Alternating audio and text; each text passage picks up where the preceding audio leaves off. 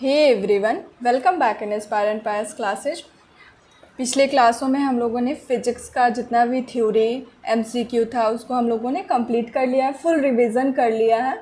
और इस वीडियो को आप लोग बार बार सुन करके जितने बार चाहे रिवीजन कर सकते हैं। और आज से हम लोग रसायन विज्ञान यानी कि केमिस्ट्री शुरू कर रहे हैं। केमिस्ट्री का आज कल 2 दिन हम लोग थ्योरी पार्ट करेंगे और फिर एमसीक्यू के थ्रू उसका हम लोग फिर रिवीजन कर लेंगे। तो चलिए देखते हैं कि रसायन विज्ञान का पहला क्वेश्चन क्या है। परमाणु अति सूक्ष्म कणों के बने होते हैं। तो परमाणु जो है किससे बने होते हैं, तो अति सूक्ष्म कणों के बने होते हैं। परमाणु के 3 मौलिक कण होते हैं। मौलिक कण कौन कौन से होते हैं, तो इलेक्ट्रॉन होते हैं, प्रोटॉन होते हैं और न्यूट्रॉन होते हैं। ये तीनों कण को मौलिक कण कहा जाता है। एक्स किरणें सीधी रेखा में गमन करती हैं। तो एक्स किरणें जो होती हैं वो हमेशा सीधी रेखा में गमन करती हैं।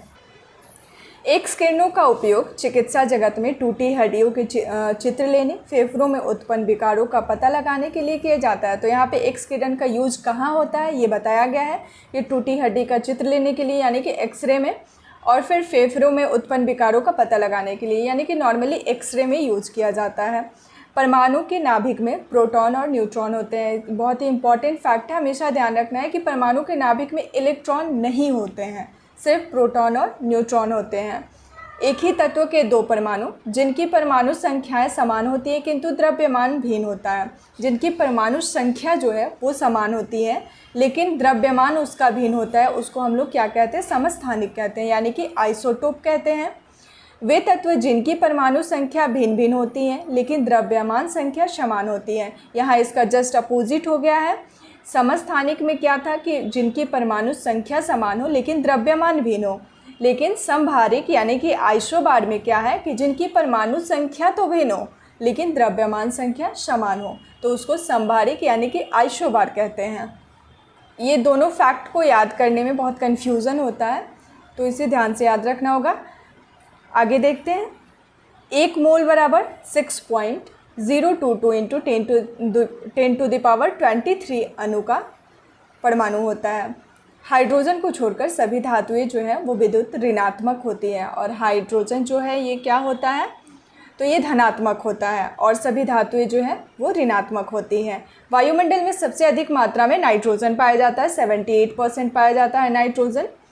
श्वेत फास्फोरस का ज्वलन ताप जो है वो 30 डिग्री सेल्सियस होता है। लाल फास्फोरस का जो ज्वलन है उसका ताप जो है वो 260 डिग्री सेल्सियस होता है। ऑक्सीजन जो है ये एक रंगहीन, गंधहीन और स्वादहीन, ना इसमें ऑक्सीजन में ना कोई रंग होता है, ना कोई गंध होता है और ना ही कोई स्वाद होता है। तो ये रंगहीन, गंधहीन और स्वादहीन होता है ऑक्सीजन। गंधक का उपयोग बारूद, आतिशबाजी और दिया सलाई बनाने में किया जाता है। तो गंधक का यूज कहाँ कहाँ होता है, तो बारूद बनाने में, आतिशबाजी में यानी जो पटाखा जलाते हैं लोग उसमें, और फिर दिया सलाई बनाने में होता है। द्रवित पेट्रोलियम गैस यानी कि एलपीजी, लिक्विफाइड पेट्रोलियम गैस का मुख्य संघटक क्या होता है, तो नॉर्मल ब्यूटेन और आइसोब्यूटेन होता है। हीरे का जो गलनांक होता है वो 3500 डिग्री सेल्सियस से भी अधिक होता है। प्रोड्यूसर गैस या फिर वायु अंगार गैस, प्रोड्यूसर गैस को ही वायु अंगार गैस कहते हैं। ये जो है नाइट्रोजन और कार्बन मोनोऑक्साइड का मिश्रण होता है। N+CO2 का मिश्रण होता है, N+CO का मिश्रण होता है, कार्बन मोनोऑक्साइड, CO2 नहीं है। तो ध्यान में रखना है कि प्रोड्यूसर गैस जो होता है वो नाइट्रोजन प्लस CO का मिश्रण होता है। भाप अंगार गैस या फिर जल गैस, ये दूसरा जल गैस है जिसको कि भाप अंगार गैस भी कहते हैं। ये जो है ये कार्बन मोनोऑक्साइड गैस का मिश्रण होता है, हाइड्रोजन और कार्बन मोनोऑक्साइड का, यानी कि क्या है, हाइड्रोजन H+CO, यहाँ क्या था N+CO और यहाँ H+CO है। केसीन जो है वो दूध में पाई जाने वाली प्रोटीन होती है। तो दूध में कौन सा प्रोटीन पाया जाता है, तो केसीन पाया जाता है। साइट्रिक अम्ल जो है नींबू तथा संतरों में पाया जाता है। कैल्शियम हाइड्रोक्साइड का प्रयोग जो है वो ब्लीचिंग पाउडर बनाने में होता है। मशीनों में स्नेहक के रूप में ग्रेफाइट का यूज किया जाता है। एवोगाड्रो संख्या क्या होता है, तो इसका जो होता है वो 6.023 इंटू 10⁻23 है। ये एवोगाड्रो संख्या होता है, इसको एवोगाड्रो संख्या कहा जाता है। एथिलीन गैस का प्रयोग जो है वो पॉलीथीन बनाने में होता है।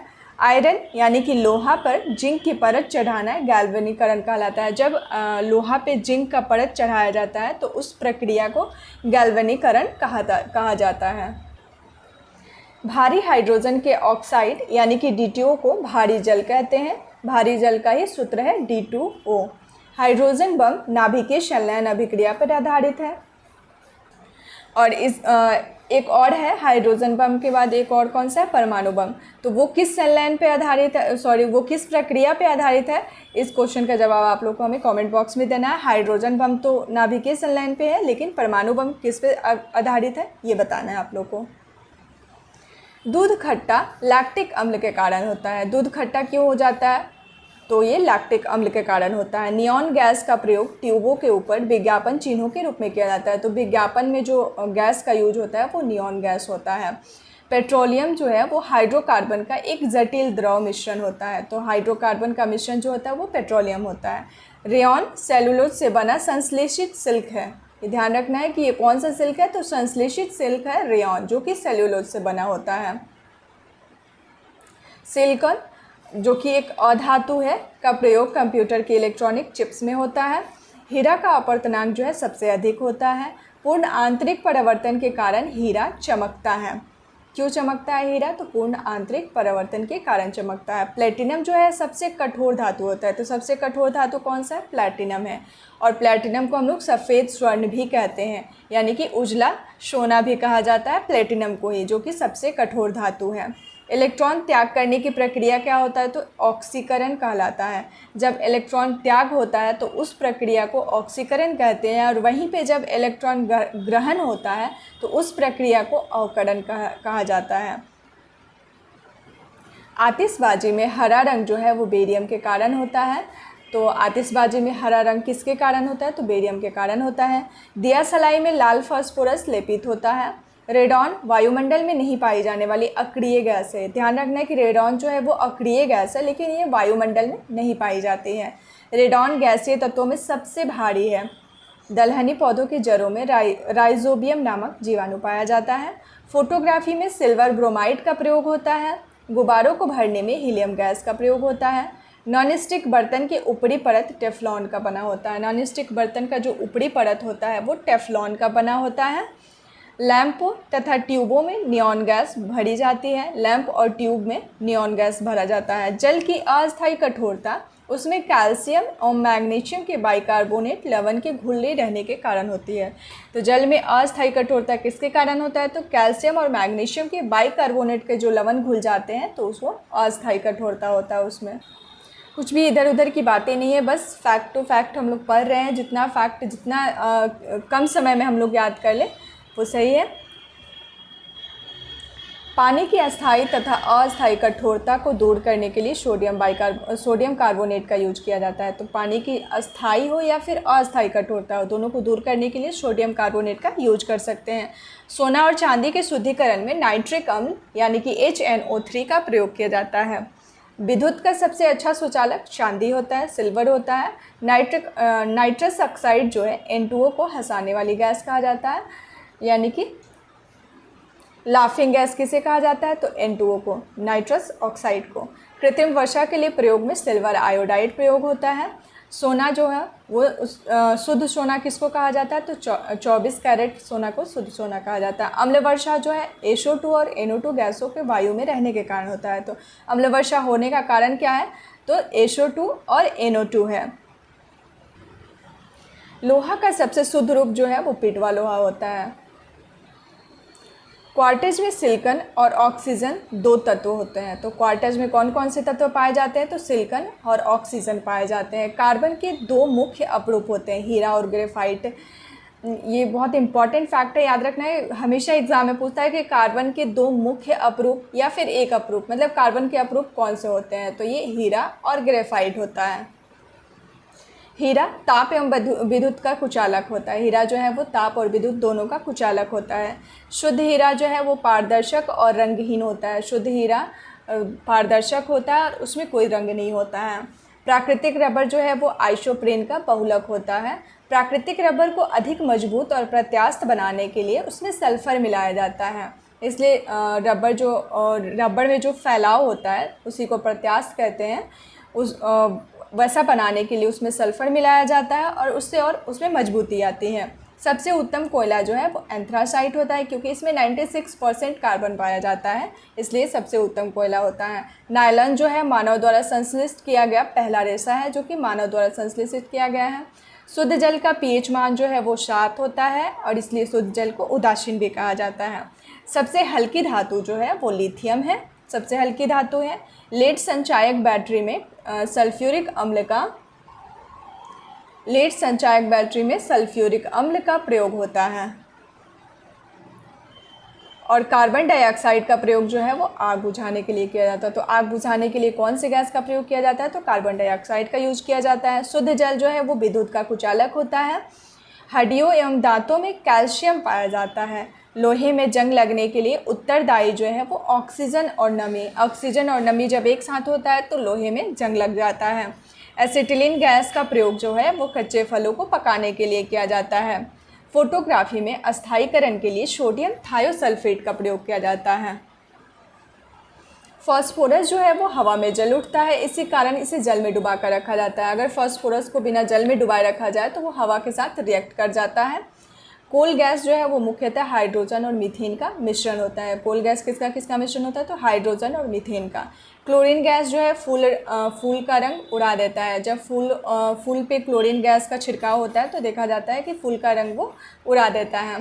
कृत्रिम सुगंधित पदार्थ बनाने में एथिल एसीटेट का प्रयोग किया जाता है। जब किसी पदार्थ को सुगंधित बनाना होता है आर्टिफिशियल तरीके से तो उसमें एथिल एसीटेट का उपयोग होता है। मीथेन गैस को मार्स गैस भी कहा जाता है।